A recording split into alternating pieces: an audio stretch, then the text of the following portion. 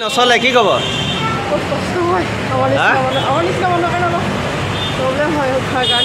কি ক'ব এই চৰকাৰ কি ক'ব? সোনকালে ভাল কৰিলে ভাল হয়।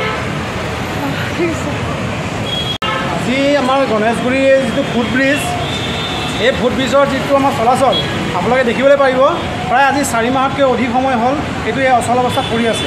গতিকে আমাৰ GMD আমাৰ গুৱাহাটীৰ নগৰ উন্নয়নৰ কমিটিখনক এইটো বস্তু আমি দাবী জনাওঁ যাতে এই যি বস্তুখিনি আমাক দিছে এই বস্তুখিনি যাতে সুচাৰুৰূপে তেওঁলোকে পৰিচালনা কৰিব পাৰে। ইয়াত কোনো ধৰণৰ ইয়াত চিকিউৰিটি গাৰ্ড নাই, ইয়াত কোনো ব্যৱস্থাপনা নাই। আপোনালোকে ভালদৰে চাওক মানুহখিনি অহা যোৱা কৰিবৰ কাৰণে কিমান কষ্ট হৈছে। এই চিৰিকেইটা আজি প্ৰায় 4 মাহ ধৰি পেলাই বন্ধ হৈ আছে। আজিলৈকে কোনো ধৰণৰ ইয়াৰ ব্যৱস্থাপনা লোৱা হোৱা আমি দেখা পোৱা নাই।